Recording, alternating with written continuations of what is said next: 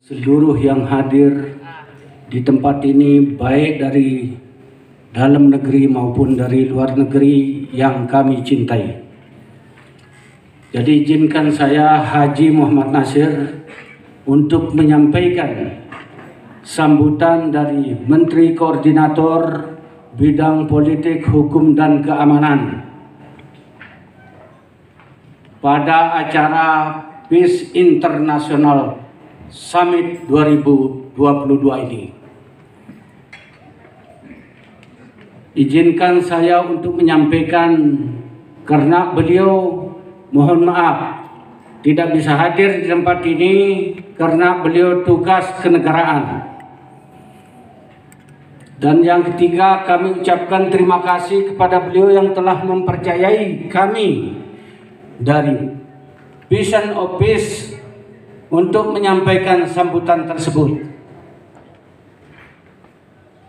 Assalamualaikum warahmatullahi wabarakatuh. Salam sejahtera, Om Swastiastu, Namo Buddhaya, dan salam kebajikan.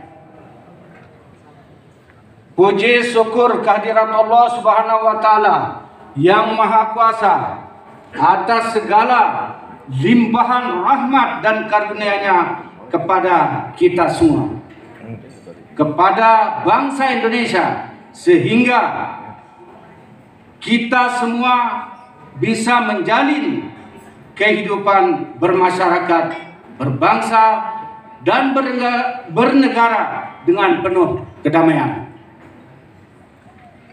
Salah satu tujuan tetap insan manusia dalam menjalani kehidupan adalah kedamaian. Setiap bangsa dan negara dibentuk untuk dapat mewujudkan perdamaian bagi warga negara. Bahkan semua ikhtiar pembentukan organisasi dengan bangsa-bangsa yang pernah ada adalah untuk menjaga perdamaian antara bangsa. Namun sejarah menunjukkan bahwa konflik dan peperangan selalu mewarnai peradaban manusia. Pada saat konflik dan peperangan di salah satu belahan dunia selesai, muncul konflik dan peperangan di belahan dunia lain. Ketika konflik dan peperangan di Syria mulai berakhir, muncul peperangan antara Rusia dan Ukraina. Fakta tersebut menunjukkan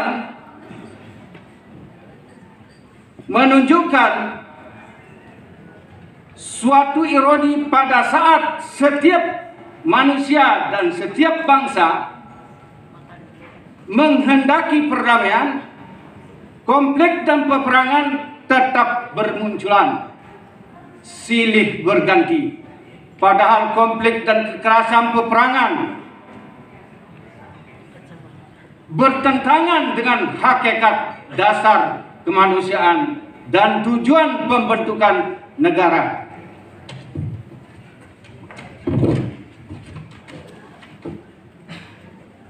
Bahkan menjadikan peperangan sebagai jalan untuk menegakkan kedamaian. Terdapat adagium yang terkenal, jika ingin damai maka harus siap perang. Karena itu mewujudkan kedamaian tidak sekedar menjadi fungsi negara, melainkan tugas peradaban.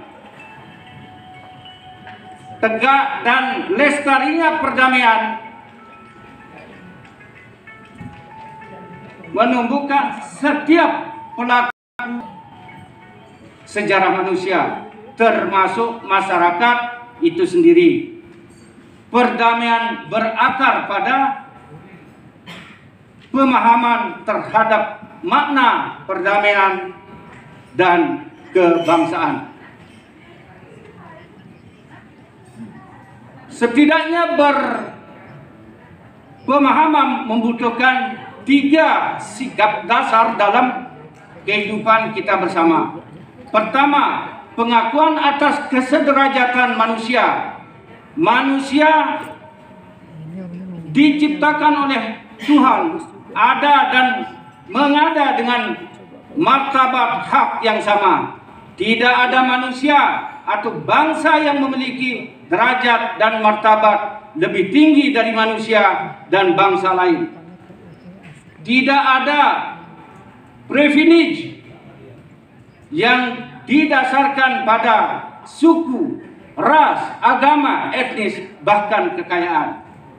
Karena itu tidak ada manusia atau bangsa yang boleh menindas dan mengeksploitasi manusia dan bangsa lain. Bahkan dalam kehidupan berbangsa pun kekuasaan negara harus berasal dari kesepakatan warga negara. Kedua, sebagai konsekuensi dari kesederajatan manusia, harus ada sikap menerima perbedaan antara manusia, antara bangsa. Perbedaan tidak dapat disamakan karena hal itu justru bertentangan dengan hakikat manusia dan bangsa yang memang berbeda-beda.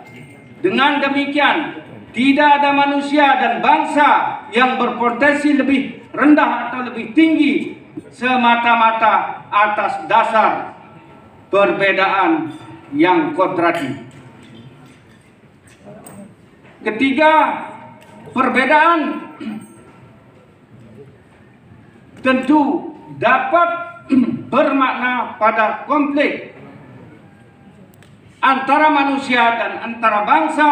Bahkan konflik itu bagian dari dinamika yang mendorong kemajuan. Namun sesuai dengan ciri manusia sebagai makhluk rasional yang menambahkan kedamaian, konflik harus diselesaikan dengan menggunakan kekuatan utama manusia, yaitu akal dan budi.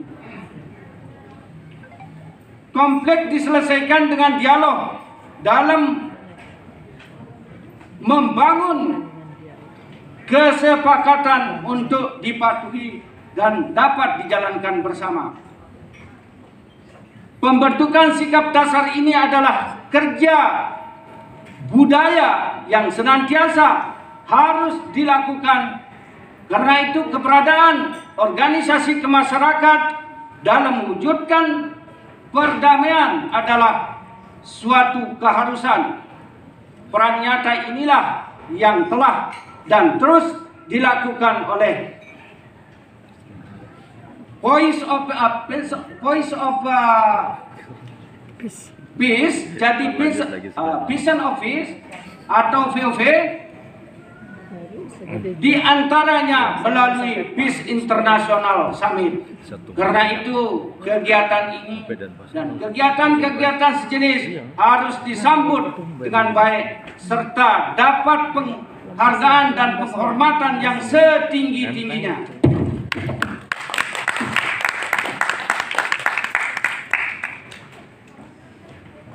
Pemerintah Republik Indonesia berterima kasih kepada VOV yang telah ikut mendorong isu perdamaian dalam rangka G20 Indonesian Presidency. Kami juga mengucapkan selamat memperingati anniversary VOV yang kelima dan selamat nominasi VOV sebagai penerima